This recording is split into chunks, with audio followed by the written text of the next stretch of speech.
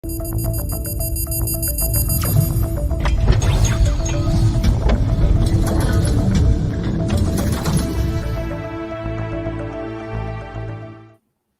evening, good evening, good evening, good morning, good afternoon, wherever you're watching from. I know that we have somebody that watches from Ireland and it's like in the middle of the night there or early morning, and somebody from India that this is their morning time. When I'm going to bed, they're waking up, and Portugal. And so wherever you're at and whenever you're watching, good morning, good afternoon, good evening. Of course, it is evening for us, and it's evening for my amazing guests that I have this evening.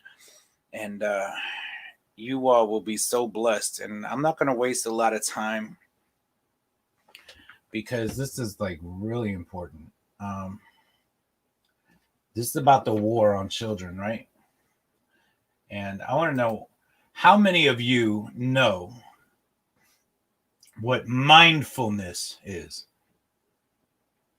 How many of you know what mindfulness is? Have you even heard of mindfulness?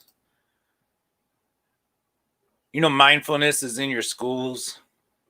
The teachers know what it is because they're using it against your children.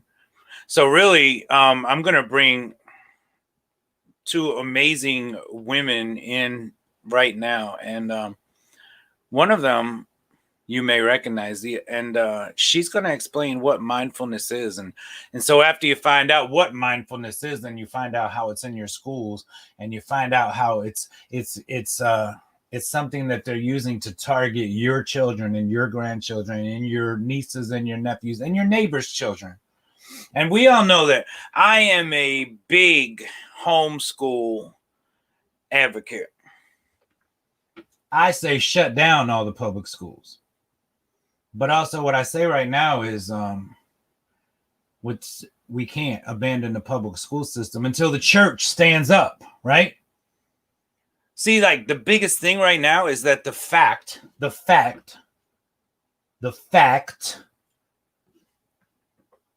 that our country isn't in the condition that it's in because of the LGBT movement, because of bearded men in ball gowns reading homosexual stories to children in libraries. Our country isn't in the state that it's in right now because of Antifa or BLM or rioters or protesters. This country, this nation is in the condition that it's in because of the church. And it's time that we stood up. And it's time that we started taking back what the enemy has stolen from us. And it's time that we started fulfilling his command in 2 Chronicles 7:14, right? But I want you to know that you can't get involved until you get informed. And this is so you can get informed. Because you all need to know, whether you homeschool or not, okay, whether you homeschool or not, you need to know, and you need to share this. You need to like this live stream, whatever platform you're watching on. You need to like it and you need to share it, because if you don't have children or your children are homeschooled, that doesn't mean that you don't need to give a darn about the children that are in public school. It doesn't mean because you don't have kids. Do your neighbors have kids? Do your coworkers have kids? Do you care about the children? Do you care? If you care, you need to get involved. And before you can get involved, you're gonna get informed. And so we're gonna get informed this evening. This evening, joining me is Bonnie Gasper and Barb Anderson. And you all recognize Bonnie. Bonnie's been on the show with Vicky and I before before Vicky abandoned me. Just a little jab there in case you're watching, sister. But right now. But you know, Barb, I want you to. I mean, Bonnie. I'm sorry, Barb. Bonnie. Hi, Bonnie. Hi, David. B. Bonnie, I want you tell everybody, what is mindfulness? Mindfulness. All right. Well, first of all, thank you again, David, for having me on your show. And I'll be honest with you, this was an issue, a topic I didn't even really want to revisit. This came on my radar when Barb and I went and audited the Minnesota Safe and Supportive Schools Conference in March, right before COVID shut everything down.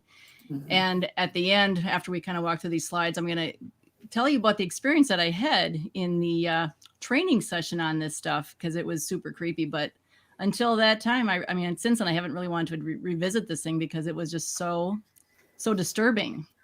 Right. But anyway, so if you go to the next slide, as everything, they have an official definition for everything, right? So this is the official. They say mindfulness is paying attention in a particular way on purpose in the present moment and non-judgmentally. This is John, I'm not sure if I'm saying his name correctly, but Kabat-Zinn. He's kind of the founder here, and you'll hear more about him. But it's also bringing awareness to one's experience. And mindfulness can be applied to our senses, thoughts, and emotions by using sustained attention and noticing our experience without ever over-identifying. Now you listen to this, like, this is just gobbledygook. Wow. You know? It's just gobbledygook. It sounds much to me like the glisten definitions for all the various genders, right? Yeah. They the next one contradicts the one before, and they don't make any sense.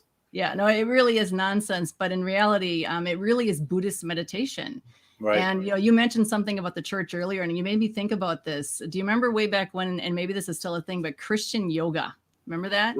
People were bringing this into the church all the time, trying to adopt this and baptize it, these stretching exercises to make it biblical. The enemy does it. And it is anything but, and I think that was, and, they were trying to ignore the religious part of it. But if you talk to any kind of a yoga, anywhere I've ever heard anybody talk to them, they said every single position is a worship position to a pagan deity. So it's a worship to a pagan god. So in mindfulness, then what kids do is like that first picture, kids, they sit at their desk in a circle, or they meditate, or sometimes they're in a circle or meditating on the present moment, and they're concentrating on their breathing. And they're supposed to concentrate on thoughts and feelings, and sometimes they're supposed to concentrate on different parts of their body or work their way through various parts of their body to relax them. And then they're asked to trace their fingers sometimes in the opposite hand. But in every case, it's really an inward journey. It's personal, it's horizontal, and it focuses and pays attention to oneself for finding peace. So it's really training kids to look inward, to look for their peace and happiness inward, which is self. The antithesis, right? It's self. It's the antithesis of Christianity. Where Christ is our peace, correct? And we're to die to self and seek him with our whole heart, our soul, mind, and strength. Hallelujah. So then, So the next slide then is a picture of the Alfred, or not Alfred. I want to say Kinsey for some reason. I think he's as bad as Kinsey. Hey, it might just be. He might be in there somewhere. That was a Freudian slip. Sorry about that. But John Zinn, again, I mentioned earlier, he's considered the person primarily responsible for its widespread acceptance, because what he did is he created something called the mindfulness-based stress reduction, or MBSR. They call this science, but it's actually coming out of, in social emotional learning and learning. But the original intent cannot be overlooked. And this is his quote. He says, MBSR is a way to take the heart of something as meaningful, as sacred, if you will, as a Buddha Dharma, and bring it into the world in a way that doesn't dilute, profane, or distort it, but at the same time doesn't make it impenetrable to the vast majority of people. Now, most people do try to mask its religious foundation, right? Because, of course, schools aren't supposed to be teaching religion, specific religions, but I think that's a highly debatable claim at this point, right, as of today. But Zinn himself said in the particular techniques that they teach in this MBSR, he calls them merely launching platforms for direct experience of the sacred, the Tao, God, the divine, nature, and all aspects of life, eventually for a global renaissance for the benefit of all sentient beings and our world. Okay.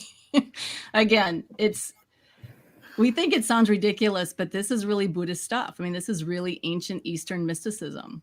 Right. And this is what they're doing, and they're just covering it with, science and, SEL. Well, yeah, I mean, because, Zen masters say the daily meditation practice, it could turn bad karma into good karma, right? Yeah. And so, I mean, I'm always like, whenever I hear, oh, that's just karma, I'm like, oh, so you're not really a Christian, are you?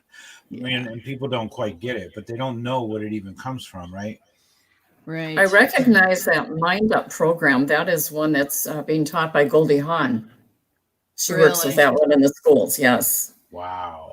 Oh, yeah. So we've got all that stuff. So churches, schools, businesses, self-help, this is all over the place. And another thing, and Barbara's going to be telling your listeners a lot more about this too, but it is coming out of social emotional learning, which is the whole new shift in our educational system now, where it's a complete movement away from academics to just this attitudes, behavioral modification, surveys, all kinds of stuff. Barb's going to give you more information about that, but this is all linked together. Wow. All right. So the next slide then. This is coming now straight off my own Minnesota Department of Education website. So our school, or I should say our Department of Education Minnesota, has all kinds of stuff on mindfulness in there. These are some screenshots from the site. So they have layers and links and resources about this. I found it kind of interesting, though, in the very first slide where that draws you in, they're targeting gifted children. So they're really, I don't know. That was interesting to me for some reason. But on this slide, I'm having words matter. Yes, they do matter. So what they're saying here is that they're talking about contemplative practices, specifically mindfulness, can help address some of the issues we all face. They're saying kids are completely stressed out. Much of the appeal of mindfulness lies in the fact that many of the practices are portable, inexpensive, unobtrusive, and effective. And they say they can enhance executive functions like planning, organization, self-regulation, et cetera, providing a sense of peace and calm. So, all right. So the next one here, let's move on to that one. Now this is another screenshot. I'm sorry, what was that? Were you ready?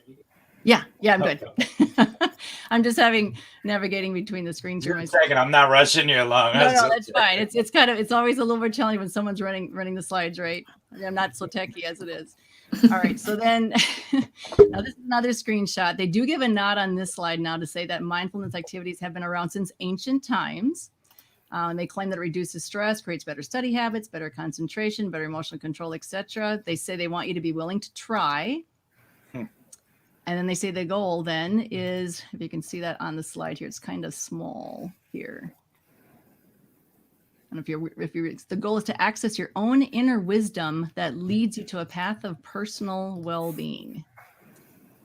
So again, it's a total focus on just going inward and looking to yourself, and you're the source of all kind of inner peace and happiness. All right, so then the next slide. These are just a list of some informal practices that they are encouraging kids to do. One is the body scan. If you go to that link, you're going to find all kinds of guided meditation and people walking you through that. And again, it's just brings these kids deeper and deeper and deeper into this kind of mysticism. Wow. And then the next slide. I'm sorry, go ahead, David. Self, right? Positive self. Total self.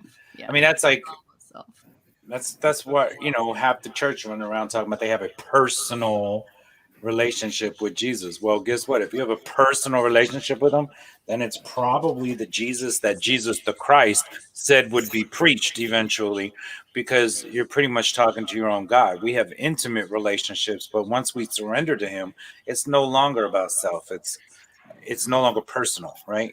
Right. Now we're just one little teeny tiny part of a great big body, and it's definitely not about self. And everything that I read when I was looking at the articles and stuff, I'm like, you've got to be kidding me. This is all about self. It's all about self. It's a total horizontal inward look. Yep, it truly is.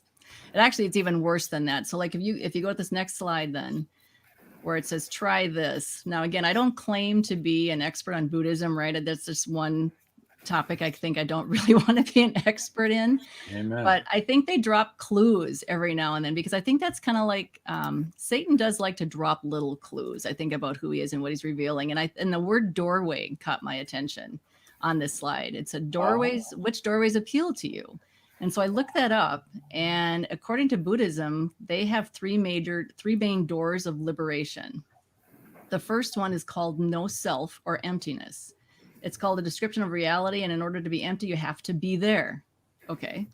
Then they have no form, signlessness. For every thought, word, and action we produce continues after our bodies have disintegrated. And then the third door is no goal, aimlessness. Don't put anything in front of you as the object of your pursuit. What you're looking for is not outside of you. It is already here. You already are what you want to become. Wow. Okay. I know. You've got to be kidding me. I know. So in summary, the 3 doors of liberation, which are taught in every Buddhist tradition, are emptiness, basically signlessness, and aimlessness. Contemplating these 3 profound truths can help liberate us from fear and suffering. There are doorways to freedom. I would beg to differ. Wow. Well, I mean, I can think of at least one man that runs a megachurch that said there's more than one way to heaven. Right. So well, this stuff he has said the worked its same way thing, into basically, churches. right? Yeah, There's many this stuff doors. has worked its way into church. Yeah, there's a lot of churches doing this kind of stuff now. But I was actually astounded by how many businesses are doing this stuff with employees. And you see it all over self-help. But, the fact that it's being taught to little children, I mean, they have training specialists. I mean, the gal that led our class is actually on staff with the Minneapolis School District as a Wow. mindfulness specialist. So, yeah. All right, so then you can move on to the next slide. Now, this is a short video. I think this is important for your listeners to just kind of hear and see what this looks like and hearing from the children themselves. So it's just, I think, just lasts like 3 minutes, and then we'll chat a little bit more after that. Okay. When I do a mindful activity, it feels very quiet and calming and centered, like I'm the only person in the room. Schools are places where there's a lot of noise, there's a lot of conflict, a lot of dysregulated nervous systems. When they come in the morning, we do mindful practice, and sometimes they come upset or tired, but they know that they can find calmness in their breathing. It helps them to focus. Sometimes when people bother me a lot, I'll be like less calm student, like have a lot of anger. What if we just created a space where we could take a moment to really come back to what's most important? And so it's like where you go to a quiet space and focus on your breath and what's around you. It's like for another way to calm down your head. When I can't figure out the answer to a question on a test, I get really stressed sometimes, but then I stop and then I notice what I'm doing. That pause impacts our well-being, but it impacts how we react and respond. I say, okay, right now I'm feeling very angry. I need to calm down. And then I say, I can do this if I review it one time. Maybe I just need to count down from 10. To move towards these 21st century skills, there's so many foundational pieces that help those things happen. While we're breathing in and breathing out, if our mind starts to wander to lunch or thinking about other things, as soon as we realize we're thinking, we can come right back. It's like we're getting our minds ready to just stay right where we are. Because your minds, like you wandered off to like a place that's calm and peaceful. Oh wow, how did that feel? It felt great. It's a way for us to approach Lord have mercy. children's social emotional development. Kids need to be taught skills really intentionally. Mindfulness has helped me just kind of slow it down a little bit and just be really present for parents, for students, acknowledging teachers' needs. Teachers have a lot of stress. Mindfulness I help my practice become a better teacher, having the calmness that the kids need to solve the problems, to be able to learn better. By starting with the adults in the community, we're helping the whole community. It impacts our ability to listen and to relate to other people and have empathy, build resilience and confidence in kids, which is so powerful. When I do mindfulness, I feel calm and I have confidence. When I do mindfulness, I feel calm and steady. If everyone in the world practiced mindfulness, it would be more peaceful and they wouldn't be as afraid to express themselves and tell themselves to calm down. If everybody used it, there wouldn't be as much problems.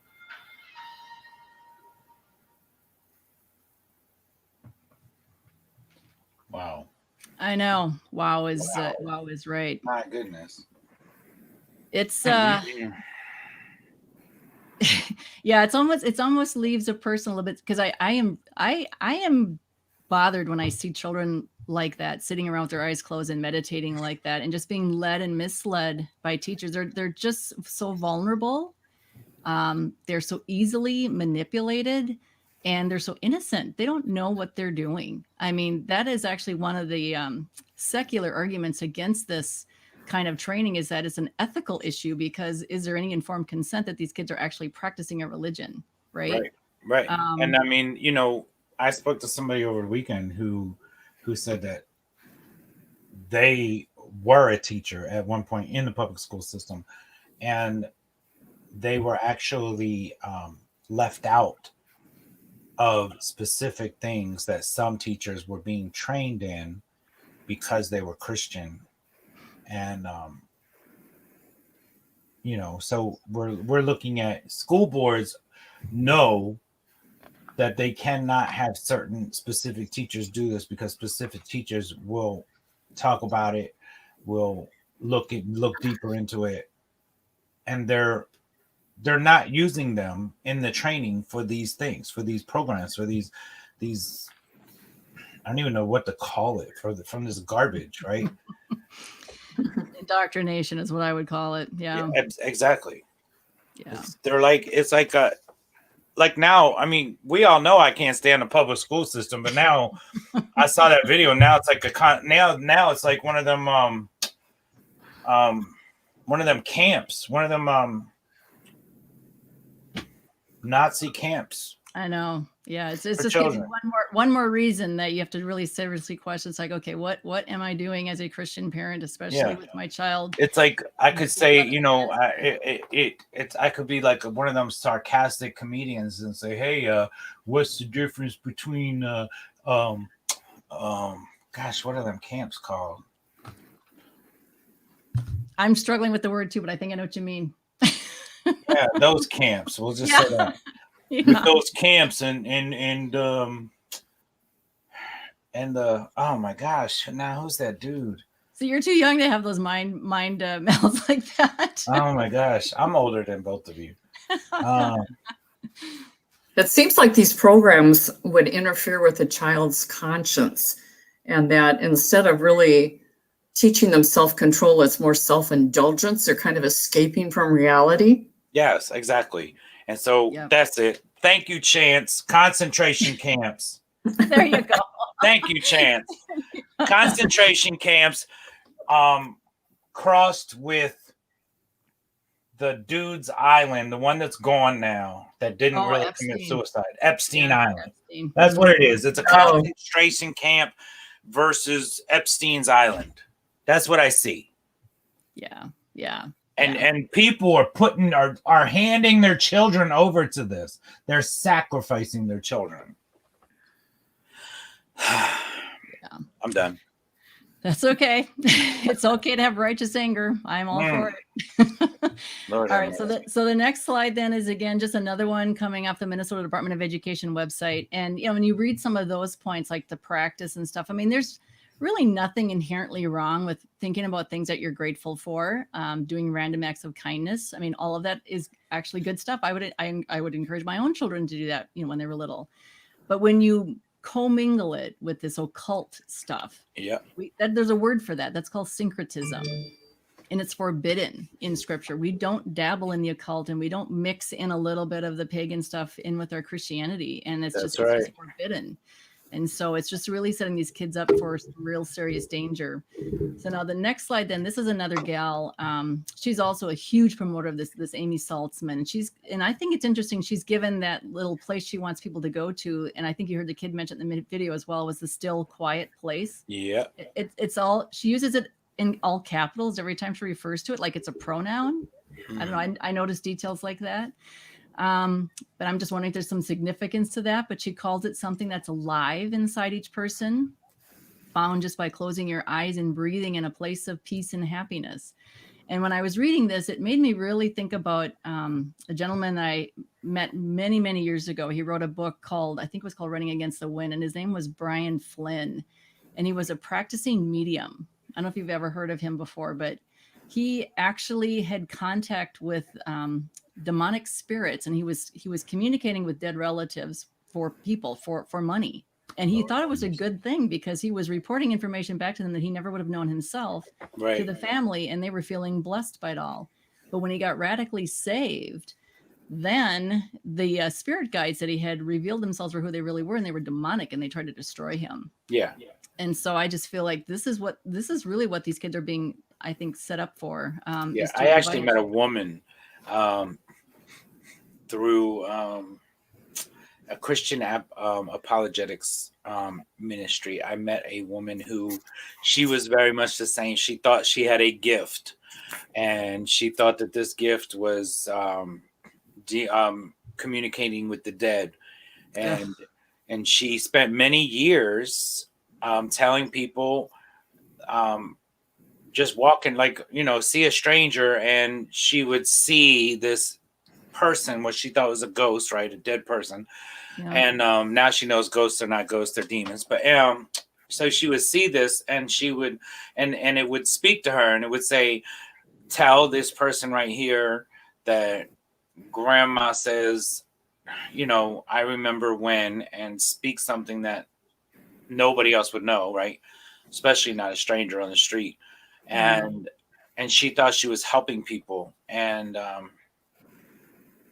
then she got saved, right? And then she met Jesus the Christ. She met Yeshua, Jesus the Christ, and then she realized that, and she got into the Word, and she realized that every single thing that she thought was a gift was a gift, but it was from a spirit. It just wasn't the Holy Spirit, and and so she just kind of got wrapped up in that, and it was her testimony is phenomenal.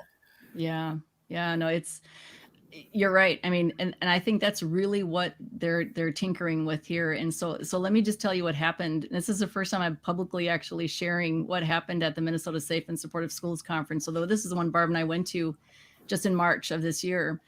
So I went to the class called Adult SEL. It was a breakout session. And so I thought, okay, let's see what they're teaching, for adult SEL. Well, it was being led by this woman named Ann Viveros. And she, again, I mentioned she's on staff with the Minneapolis School District as a mindfulness specialist. Well, the first thing she did was she had everybody line up against the back wall in a line. Everyone was in a long line. And she said the center person was the fulcrum. That's when my radar went off. I'm like, okay. And I will let your listeners know I didn't participate in any of this stuff. I sat in my chair the entire time. So I was just trying to take notes and stuff like that, because I just knew it was going to be bad. And then the people were supposed to stand, on this side if you had some experience with mindfulness, and on the opposite side if you didn't, and then just pair up and talk to each other. So she had people, kind of pair off together that way. And then she had something, she asked us to do a community cleanse by using a feelings wheel. We were supposed to explain how we were feeling at that moment. I didn't participate in that again. And by this time it's getting pretty obvious that I'm not participating. So she's always looking at me. And the one thing I noticed about her was it seemed like her pupils were completely dilated. I don't know. That really bothered me. It was just strange because this was a brightly lit, room. And then she said she was going to take everybody through a meditation exercise. So when she started with this, she had everybody sit with their feet on the floor. And then you're supposed to just kind of have lower your gaze and then just concentrating on your breathing and all this stuff. And so as she's doing this, I'm just praying scripture over myself. I'm just declaring Jesus is Lord, because I'm sensing you have some sense. I'm just sensing things I didn't like at this point. And I was debating, do I leave now or do I just wait and see what happens? Well, then she said, I'm going to bring you back with the vibrant tone. And so she rang this tone, and never in my life have I felt something like this, but I actually felt like my body got shoved. I felt a sensation of just got pushed, and every hair in my neck stood up. And I literally, this is when I kind of started to panic a little bit. So I started texting my husband. He's like, flee, just flee. But I thought I'm going to be leaving soon. But I just had to kind of find out what was happening with everybody else. So she did go around the room, and most of the people said they felt kind of calm or they felt kind of relaxed. But the lady sitting directly next to me said, she goes, I feel so heavy. She goes, I have such a sense of heaviness. And she was bewildered by it. And I thought, I think that demon bounced off me and landed on her.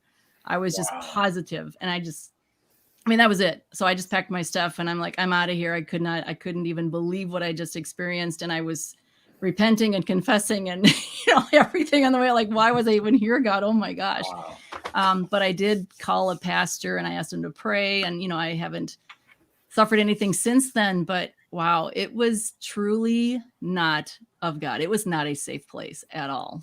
Wow. And it And was see, and seriously that's- just. I'm sorry, what was People that? just don't get that, right? No, People don't understand that this is about opening gateways opening gateways. to the occult, to evil, to wickedness, to dark spiritual, to exactly what the word says we battle. Right. Right. Right. Spirits and principalities. That's what it opens gates to. And I mean, yoga, come on. I know. It's And then we're talking young, innocent children having them sit through this. Exactly. That's what I kept thinking, Barb. Here I am, a mature Christian sitting in this thing, going in, knowing kind of what it was to be about, and feeling actually a little confident that, yeah, I know what this is all about. I'll be safe. I'll be protected. But maybe it was just because, I was so conspicuously not, participating in that strange teacher was, had me picked out. I don't know, but it was truly not. It's so dangerous, right? And so this is, yeah. These shows are for the people who say, well, I'm just going to let my kids be the light.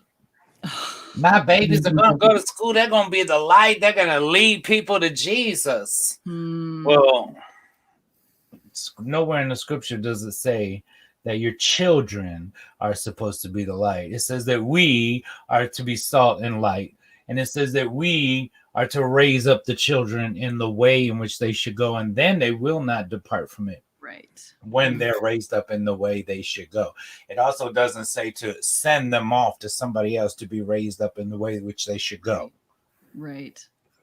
Well, and they're too young at this age to have that cognitive capability to even discern, because it's masked and it's covered and it's packaged as something safe and helpful, and all your friends are doing it, and your trusted teacher, Mrs. Johnson, is so nice. I'm so glad you said that, Bonnie. And she's leading me in this whole program. It's like we're supposed, and we teach our kids to trust the people we put them, put in charge and authority over their lives. So it really sets kids up for, You just set me up right now. I have to give an example to everybody. Okay. Again, I've given this example many times, but you set it up. They're going off to their trusted teacher, right? Mm-hmm. So we have little Johnny, and little Johnny's mommy and daddy love him very much, want nothing but the best for him. And he knows this. He knows that mommy and daddy, he's their pride and joy, right? And he is their angel. He gets anything he wants. He's a good boy. And mommy and daddy are sending him off to this institution, to this place to receive something. And so he goes off to receive it, right? He says, okay, they want me to go get educated, to go receive the education. They're sending me to these men and women to be taught. So of course I have to trust them. They're my teachers, right? Mm-hmm. And so he goes into the school and he says, comes home a couple weeks later and he says, hey, did you know that great grandpa was an ape? Did you know that his great grandpa was pond scum? Right. And you say, no, Johnny, come here. Let me talk to you. Mommy sits Johnny down and tells him about creation. It's not evolution, Johnny. It's creation. Evolution is a theory, a false theory, but it's a theory nonetheless. And we did not evolve. And then gives this great explanation of, how there are still apes and there are humans and there are no in-betweens. So we never evolve, and so Johnny kind of walks away and he's thinking like, well, maybe I got it wrong, right? Maybe I got it wrong. And then about another month later, Johnny comes home. Johnny says, well, I'm converting to Islam. It's a wonderful, peaceful, loving religion. And we just learned all about it. And now daddy gets up, puts his newspaper down and says, come on, Johnny, let's take a walk. And he Yeah. takes him for a walk and he says, look, Johnny, Christianity is the only one true religion. It was called the way before it was called Christianity. And you have to know this, because Islam is not a peaceful, loving religion. It's a separation of Jesus to Christ. And on top of that, it's a very dangerous, dark place, right? And then, I mean, I know so because I've spoken to many who have come out of that and talk about the pedophilia going on with men, boys and girls. And so then about a month later, Johnny comes home and he says, okay, I'm ready for church this weekend. You go to church on Sunday and you say, hey, everybody, you're all invited to our house for a big old barbecue, and grandmom's there and auntie's there and the pastor's there and the deacons are there, the elders there, and all the youth group is there, the youth leaders, and everybody's there, even your neighbors. And then halfway through lunch, Johnny stands up on the table and says, hey, everybody, I have an announcement to make. Don't call me Johnny anymore. Yeah. And I'm now gender fluid, and my pronouns are ze, zer, and zim. And that's how you'll refer to me. And now everybody's not looking at Johnny. Everybody's looking, at mommy and daddy. They ain't looking at Johnny, right? So now mommy and daddy get up and they each take a hand and say, come on, let's take a walk. And they go into the den. They sit him down and say, Johnny, listen, you have a dink. Boys have dinks. Girls don't. You're a boy. You can't be anything other than a boy, or you're calling God, our creator, a liar. Mm-hmm. And you're a boy, and you can't be a girl. It's impossible. Your DNA says you're a boy.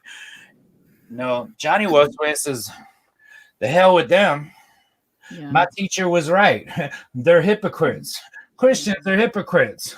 Yeah. My teacher was right. Now I have to go find go to my room and get in my closet, because now I have to meditate. And then how many years later is Johnny going to trust his coach? Right. When the coach says, come on, Johnny, we're going to do some special exercises. Come to my house. Yeah. Yeah. No. David, that's a great segue into social emotional learning. It really is. Hey. Yeah. Actually, it's good because I don't need, that's what I got. And I think Barb's got a lot more to share here for you. So yeah, let's go. All right. So now we're going to jump into, so we just talked about mindfulness, right? Yeah. Now we're going to jump into what mindfulness is a part of SEL. Did you know that there was something in your schools called SEL, social emotional learning? Yeah, really. That's right. And that is the vehicle that is being used now. It's just the latest trend, educational fad. I mean, we've had outcome-based education, multicultural education, Common Core, and this is just an extension of that. But it really is a Trojan horse because of what it's bringing into the schools, along with social emotional learning, dealing with the emotions of the children, is going to be mindfulness education, Islam, like you were talking about, all of these things that are dealing with your attitudes, behaviors, LGBT, the CRT, the critical race theory. All of this is going to be a part of social emotional learning. And here we have these young children that you see up on the slide. And Horace Mann said, those who exert the first influence upon the mind have the greatest power. And he was the father of the public schools. And we don't want to give that kind of power to our schools to exert over our children. That's right. And yet this is coming in preschool all the way up through 12th grade. And it has what they call 5 competencies. And those are self-awareness, self-management, social awareness, social relationships, and responsible decision-making. And all of this has nothing to do with academics. In fact, academics is going to take a back seat to social emotional learning because it's going to take a lot more time. What they're going to be doing is monitoring and manipulating your child's emotions. And they are going to do this by constant testing and then remediation, tracking, and then this information will go into a national data bank, and you won't be able to know who's going to have access to this or what they are saying about your child. So this is, yeah, it's very dangerous, and it's already being used in the Twin Cities, Minneapolis, and St. Paul public schools. And other states that are getting into this already are California, Illinois, Massachusetts, Minnesota, of course, Nevada, Pennsylvania, and Washington State. Oh, I thought you were going to say New Jersey. Well, that could be because 11 other states have applied, and Tennessee and Georgia were on board and then backed off when they found out how bad all of this was and what they were bringing in with this. I say New Jersey because that was the second public school to take on the LGBT curriculum, to add it to the curriculum legally. And I want to say just real quick, because this quote brought me into mind of a quote by Michael Glatzy. Michael Glatzy is an ex-homosexual. He's an ex-homosexual activist, actually. He's now a minister. He's married to a woman, has a beautiful family. And he said, homosexuality delivered to young minds, it is by its very nature pornographic, and it destroys impressionable minds and confuses their developing sexuality. Complete contrast, right? Oh, yes, yes. And they're bringing in all of the LGBT teaching under two programs for younger children, the Welcoming Schools program. And that's was developed by the Human Rights Organization. And they are bringing in teaching the children that gay marriages are just fine, and that there's nothing wrong with homosexuality, and that they can that this is normal and natural, that they might be gay. Another program that they use is called Amaze, and this is where they bring in life-size dolls or puppets to talk to the children. And you can see how they can manipulate the minds and emotions of the kids by using these friendly-looking puppets. And did your mommy and daddy really say that? Or what do you think of this?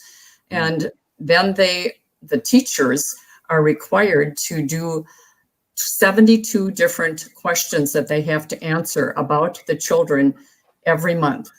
And so it's a lot of work for teachers when they're bringing in all of these extra things that they have to teach and do, and the assessments that they have to make. So it's a very dangerous method that's being used now in the schools, and it has to be stopped. And Bonnie, do you have anything to add about this from what you've seen? Well, I was going to say, I mean, it was interesting, this conference that we went to in March, every single topic was on social emotional learning. Remember every breakout, everything, the entire conference was just steeped in this stuff. So yeah, and right, and what they try to make it sound so good. I know. And I mean, who doesn't want your child to have, healthy social and emotional skills? But that's not the role of the school. That's the role of the parents and of the church. And good teachers used to just naturally be able to deal with the feelings of the kids. And they learned a lot on the playground about empathy and the golden rule and at recess time. And, any teacher worth their salt could deal with that at that time. They don't need to bring in this whole expensive program where they're going to train the teachers and have a cell director in every school. And but it also has a global agenda behind all of this. Yes. And Bill Gates is a big funder of this program. Yes. Of course he is. Mm-hmm. Yeah. Wow. And then we have a lot of organizations that are funding this, different foundations. And so there's a lot of money behind this, but they start off with the money, and then eventually it costs the school district a lot to keep up with this program. Yeah. Wow. And also, I was going to mention too, maybe you're going to get to this, Barb, but it also ties into this whole, like in Minnesota, for instance, they've been threatening the major metropolitan school districts to reduce the number of expulsions, suspensions, detentions, and that kind of thing among minority students. And so one of their tools for this is using SEL and things like PBIS, positive behavioral intervention strategies, which again, not only are they just not reporting all the stuff that's going on in classrooms and teachers are getting hurt and kids are getting hurt, but they're trying to use this stuff as another, or using it as a rationale, I guess, to get this stuff more embedded into every class every subject, every grade, because they say that's going to help kids manage their emotions. And it's going to help them, monitor their behavior or give them the proper responses in a given situation. And it's all a lot of coaching. It's a lot of looking for the right outcome, the right outcome, right? They want kids to respond in certain ways to certain situations. Right. It's very See, manipulative. but that's the thing, is that we have to figure out, well, I mean, my solution is get them the heck out of public school, but people have to figure out, like, well, what do they mean, the right solution? Right. What's the right solution, right?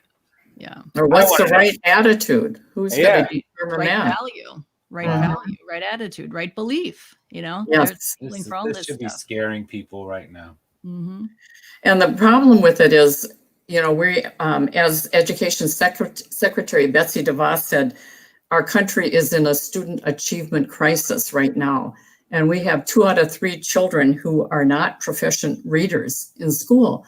And yet this is going to be shoved aside. The academics are going to, because you have to make room for all of this new curriculum and the new classes and games and things that they'll be doing.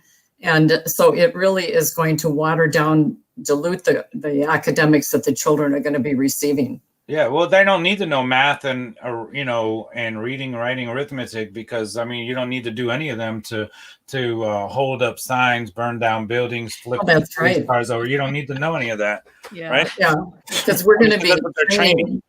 Yeah, the children are going to be trained more to be political activists by the types of lessons that they have in the various subjects.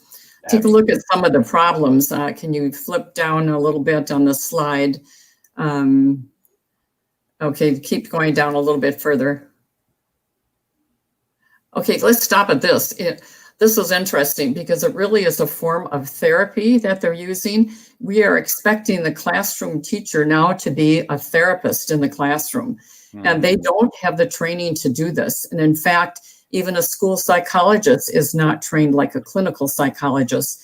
And yet we're asking the teachers now to deal with their emotions, their attitudes, and probe their feelings, and through the testing that they have. And the testing is going to be done on computers.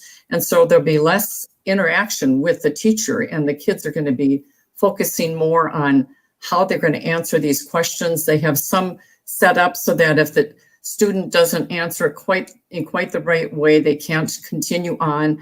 They'll word the question a little differently so that the child then is you can motivate or manipulate their thoughts and towards a particular subject, and to get them to agree before they move on to the next question. So this is a very dangerous way that they're manipulating the kids. They also are able to use instruments. They have different kinds of things like wrist watches and the mouse that is sensitive to how a child's feeling at that point. They have headsets that they're using because they want to continually monitor what the child's emotions are when they're dealing with these different topics. Wow. Let's try another slide here. This is the good old golden rule days, which we don't have anymore, and because it's not focused on reading, writing, and arithmetic anymore. Wow. We want to scroll down to another one here. It's all feelings, attitudes, and behaviors. This is what CEL is about. Yeah, this is what our world is about right now. This is what everybody's about. Thoughts and feelings, emotionalism, right? That's it. I think this, so it's true. I feel this, so it's true. Right. Well, your truth, my truth, subjective truth, objective truth. That's what this is. Feelings, attitudes, behaviors. Mm-hmm. And these are some of the fads that have come and gone that have not worked. And as I said, everybody is familiar with Common Core, but they don't realize that this is an extension of that. And parents should not be allowing their children to take any state standardized tests. And they should tell them that they do not want them tested on anything with attitudes, values, and behaviors and put into a national data bank. It's interesting. My sister was telling me that when her son, who's in his 30s now, was in 4th grade, she went in to the teacher. This was before, we had any of these computers, and asked how he was doing in class. And the teacher, she looked in the file, and there was checked in there that he had made a sexual comment in the classroom fourth grade. And she said, what was the sexual comment? And she said, well, he was talking and reading something, and the word sounded like boobs when he read it. And so it made all the children laugh. And she said, that's why what you have written down, he made a sexual comment. And she said, I want you to write down the situation, what happened. So the teacher did. She went in a month later, and when the teacher was out of the room, looked in his file and saw that she kept that same comment in, that he had made a sexual comment in class. She pulled that paper out, stuck it in her pocket, and left. Today, you would not be able to do that. You would not know how your child is being evaluated, what they are saying about your child when it's going into this database. And so this is what is so dangerous for parents who won't have any idea how their children are being manipulated in the classroom. And they want this to be a portfolio that follows your child all the way Yeah. to college, even to work. So, And go ahead. right. And this, I like this image of the Trojan horse, because this is so true, because it sounds so good. It looks so beautiful. And you bring it into the classroom and you're not getting what you think you're getting. You're not getting the improved learning that they say you will, because you have a diminished education. And when there's less academics, instead you're getting therapy, testing, treating and tracking the kids. And this is going on month after month, pre-K through 12th grade. So this is, then flip down to the next slide, please. And what we're doing is turning our institutions of education, and then the next slide, into therapeutic institutions. It's really cell therapy that's come into the schools. So it's taking the role of the school and changing it completely. Wow. And this is a teacher, and we've had so many wonderful teachers in the public schools that have dealt with these emotions with the children just fine. And you look at all of the great people that you think of in the past, great presidents, scientists, or engineers. None of them had social emotional learning. I didn't grow up with social emotional learning. I don't think either of you did. And no, but see, that's why they want them to, because so there's another agenda. Yeah, because those of us who haven't still have some common sense. That's right. Okay. And let's keep advancing the slides here. And again, this cartoon just shows that we're expecting the teacher now to be a therapist and dealing with the child in the classroom. Wow. And the mental health assessments, and the parents should say that they do not want their child to go through any mental health assessment. And then the parent won't know when they're going to be remediating the child and what they're trying to remediate them for, and changing their attitude. Wow. And the next slide here. So you can see that CEL is very subjective, and a teacher might have a real fidgety child in class and then just label that child ADD, where another teacher would not label a child that way. Or if they had a quiet, introverted child, and a teacher could say, oh, this child is just abnormally withdrawn, and that would go on their record, where another teacher may not do that. So that you can see how subjective it is. And these are the states that are already implementing this. Wow. And quite a few. Minnesota. Massachusetts doesn't surprise me, because they were, about 3 years ago, they were teaching third graders about anal and oral sex. So.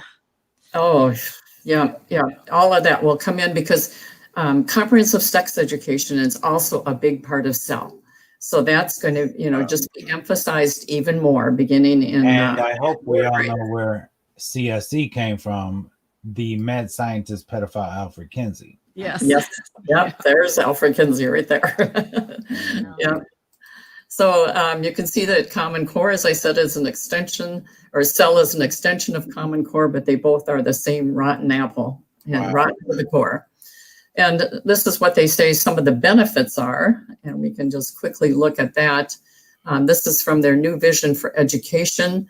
This is their document that talks about some of the benefits of CEL. And the next slide will show that they help the child understand and contextualize his or her values, beliefs, and perceptions. Wow. Is that what you want the school to do? Nope. That's not even their, it doesn't, it wouldn't even matter if a parent wanted them to do that or not. It is not their job. No, it isn't. Oh my It's the role of goodness. the parents. They're Oh. undercutting the parents, and it's a role of the church to teach that. Amen. Mhm. Well, because And the they Christian wanna- worldview, everything that the Christian worldview stands for, though, the school is actively trying to dismantle right now. So Absolutely. yeah, Oh, so any that's right. Christian kid in this situation is going to be on the wrong side of all of these tests, these assessments, everything. Mhm.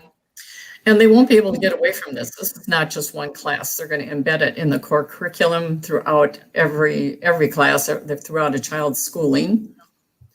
And then next slide. Where am I? There I am. Okay, this is a paths education as an example of one curriculum. And it's a program in which students receive a 20 to 30 minute cell lesson several times a week. Wow. See how much time is spent on this? What happened to academics? Boy, they get the short end of the stick. And here it talks about some of the wearable devices and that they can use on the children. And I don't know how much of this is being used in Minnesota, because some of this, is expensive to do, but they can provide what they want to know is what is their emotional state. How do they feel when we're talking about homosexual marriage? And, are any of these values kinds of things from the family? They wanted to see how the child is reacting and how they can change those feelings that the child has in all those different areas. So they really can manage their emotions that way. And they even have eye tracking devices, and so they can decide what a child's facial expressions are like, if they like something or dislike something. Yep. And now a lot of the schools, though, they have very fine print in the paperwork that goes with their like when they give out laptops and iPads and stuff, and it states in the paperwork that portions of this of the use of this, portions of this will be filmed, portions of this will be recorded. The device has a tracking device so in case it gets lost, right? We have access to the camera and to the browsers just to keep the child safe, right? Yeah. So, and we already know this because it was like 7-8 years ago when it hit the news that the cameras on laptops from the schools were turning on and recording kids in their bedrooms. So, oh, sure. Well, David, here, I don't know if you can see this, but the school porn problem. Your listeners should go to our website and pull that off as well. This is something we just put together, but right here, can you see that? Yeah. Yeah, that's a little bit bright, but it's a document they can download right off our website as well, because another thing that we've discovered, which makes this even more scary, is that the school search engines, most schools use EBSCO or Gale, they don't screen out porn. Kids can hit porn in a couple of clicks, hardcore porn at any age. Well, a lot of them have links connected to adult toy websites so they can buy adult toys to practice different types of activities. Yep. And so with all this distance learning that's going on right now, honestly, parents have to be super hyper vigilant with what their kids are being able to access on through their databases and their search engines. Wow. And with Cell, there'll be even more work for students on the computers and less time with the teachers. Yeah. Right. Yeah, because some of the teachers aren't even going to know how deep it goes. That's right. No, I don't. Let's move ahead to another one here. Here we go. Here's Bill Gates. And he says, "You're thinking too much will dilute the contents." And this really is a good summary of Common Core and Cell, what they're pouring into the child's mind to dilute the academic and his thinking. Wow. Okay, that was what I was talking about, where they change the questions depending on how the child answers the question. So this is a good way to shape a child's thinking. Wow. And that this is an international global agenda. Oh, of course, it's New World agenda. Of course. Okay, yeah, and they're linking the cell to the business needs as well, and because they want these children to be compliant workforce worker bees and be able to agree with the group and kind of group think. Wow. This is just phenomenal. I hope everybody is really paying attention and grasping this right now. Education should provide a firm foundation for opening the mind and the heart to truth, knowledge, wisdom, and beauty, not primarily training for narrow workforce skills in the labor pool. Haven't we gotten away from that, though? I mean, let me read that again. Opening the mind and heart to truth, knowledge, wisdom, and beauty. And this is not what you will get with social emotional learning. And interestingly enough, that's exactly what, as Christians, we're called to meditate on, whatever is to think about, whatever is true and good and lovely and beautiful and profitable. Right. Yeah, that's absolutely right. You know, it just makes sense. Well, they do admit to problems with this. If we have time to run through some of those, the teachers are admitting that they have insufficient time and to teach the academic skills. Surprise, surprise. It went with all this that they're bringing in. And it's more screen time that children are going to have. And teachers, especially the younger students, they want to interact with the teachers and they need that interaction, but they're going to get less of it with cell. Wow. And they admit that they have lack of clear measures for social emotional skills, that this is a main barrier. Well, if you can't measure something, how can you say that it's good or even know that it's going to be effective? And this is a real problem. And so therefore, it's hard to hold our teachers accountable if they're really improving the social emotional skills when you can't really measure it. Cell is costly. You have to hire a director, the specialists, ongoing teacher training, new curriculum coming in, computers, it's ka-ching, ka-ching through the whole thing. It keeps going up in costs in every school district that uses this. Mm-hmm. And here's just an example of Chicago Public Schools. This what they spent in 2014 and 2015. Wow. Yep, that's quite a bit. Lord have mercy.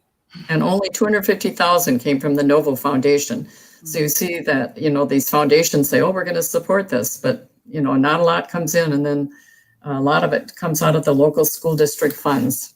It's a waste of money. Wow. This I love. They have admitted that children can learn social emotional skills in activities like sports, music, and scouts. It says that can also foster cell. So why aren't we emphasizing that, which is going to cost us more money? And here's where they learn how to problem solve and teamwork. But no, they've got to come in with our big program, their cell. And again, I'm with sports and music. I don't know about the scouts. Well, maybe not so much anymore. Yeah, scouts used to be good. Let me tell you though. Let me just real quick, because I love that statement that you just made, and I want to address that statement, and because we think scouts used to be good. I'm actually a member of a forum, and I can't really talk about where the forum is because it's I'm there anonymously, right? And it's an adult forum, and it's a forum where they talk about a lot of dark things. And gosh, just within the last few months, I have read stories, confessions, as well as testimonials, that we might call them, of people who were scouts, Boy Scouts, 40 years ago. And their scout leaders were not only molesting them, but taking them, like spend the weekend at their house, and would have other pedophiles come and we'll go to hotels. We'll go on road trips together. And it wasn't until this last few months that I really know and found out just how much pedophilia has been happening before all of our technology, right? So before the internet, before the cell phones and the televisions even, it was going on, right? And so it was going on just as much as it is today. Yeah. Well, there is one famous scout leader whose name you'll recognize, Dr. Alfred Kinsey. Kinsey, yes. He was a Boy Scout. Yep, Yeah, he was a leader. He was a scout leader. He was a scout, and he was a scout leader. So you can only imagine the things that happened to him, right? And to be so dark and so wicked. I mean, listen, I was a dark and wicked person, and it's because of the dark and wicked things that were cast upon me, that were done to me. And so, you know, I remember I was still living as a transgender prostitute, purposely spreading HIV when Michael Jackson was convicted of pedophilia, right? Or accused at least. But I remember at that time feeling sorry for him, feeling bad for him. And I mean, I know now that I do feel bad for him for that situation, because what it really told me was that he was victimized. And when you're victimized as a child, two of the many things that are going on are that sexuality within us is not supposed to be awakened until we're older, until our marriage bed. And when it is awakened, there's a part of us that remains there. And so I didn't see anything wrong with being homosexual, one, even though society did, right? I didn't see anything wrong with being transgender, even though society did. And I didn't see anything wrong with having an attraction to boys, even though society did. And so that's how, you know, I know that the church likes to have their 5-cent sin, their 50-cent sin, their $5,000 sin, but that's not how it works through our God's lens, right? Sin is sin, and if you're guilty of one, you're guilty of all. But these are things that a lot of us have to grasp, because I know a lot of us think that school was done the right way when we were in school, and it really wasn't. School from the very beginning was built upon a foundation that was totally anti-Christian, even with the Bible inside the classroom. Because that very concept of having the Bible in the classroom, of the children being away from the home to be taught anything, is unbiblical, right? So it's kind of like the enemy's laughing, he's rolling over, he's hysterical, because we grasp so many things that we just know are good, and then we really look at them, and I try to look at everything from both, you know, from many angles, not just both angles, two angles, but many angles, because I've been all over the scale, you know, from one far extreme to the other far extreme, and then back to the middle. And I read and I'm in touch with men who have been being molested since they were babies, right? And they're 60, 50, 60, 70 years old now. And as soon as they hit a certain age, they did the same thing. You know, it's the one that comes to my mind is he was traveling with his family, and I'm actually taking us to a close with this, and then we're gonna pick this up, guys. In case I didn't even tell you, this is part one of part two of two parts. So this is part one. Next Tuesday, drive on 7 p.m. will be part two. But I remember this man. Not I remember him. I'm still in contact with him, and he was 13 years old, 12 or 13, and his parents took him on a road trip to Maine, nonetheless, right?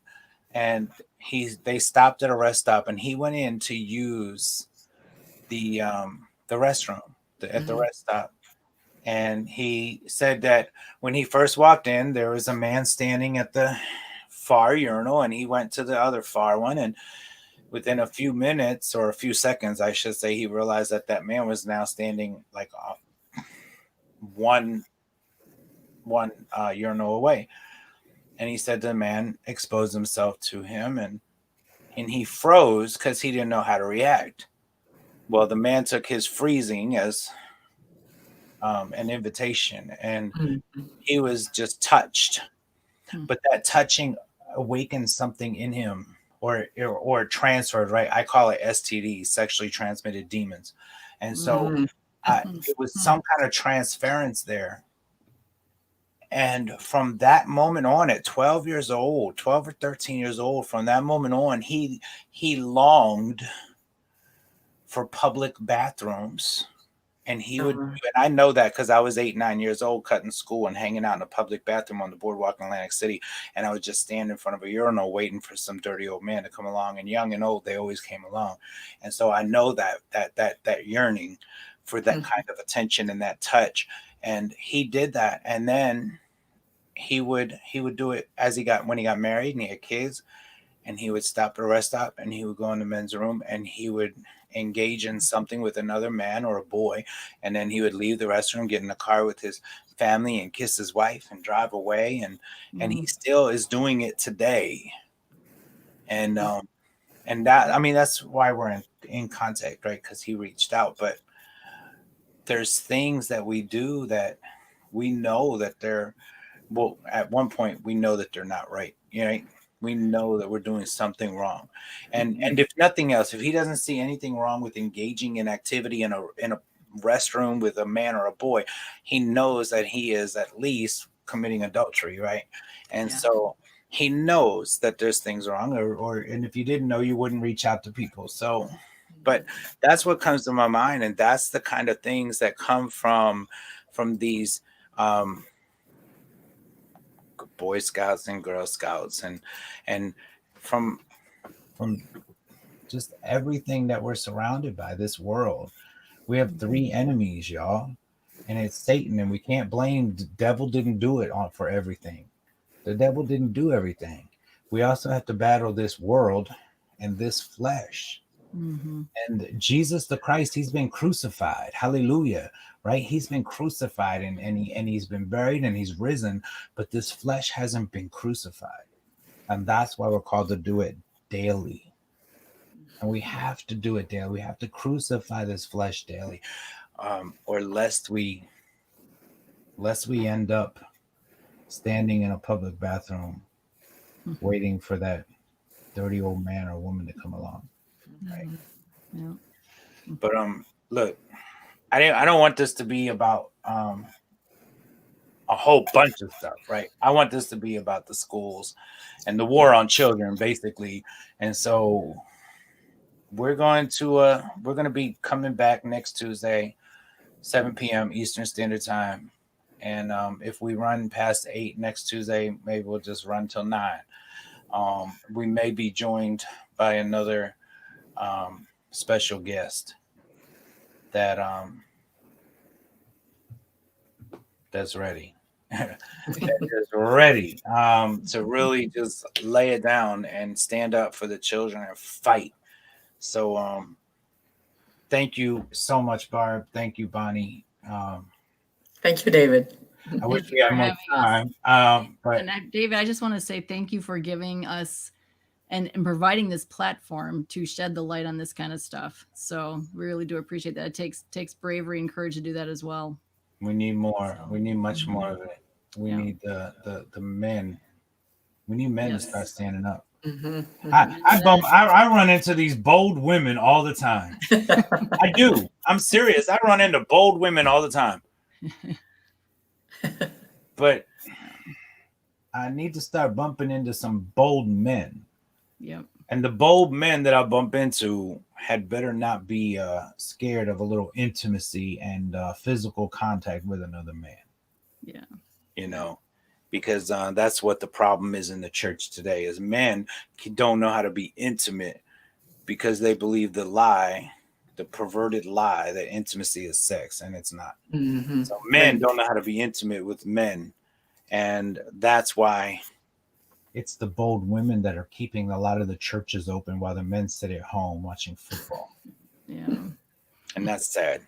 Mhm. So come on, church. Come on, men of God.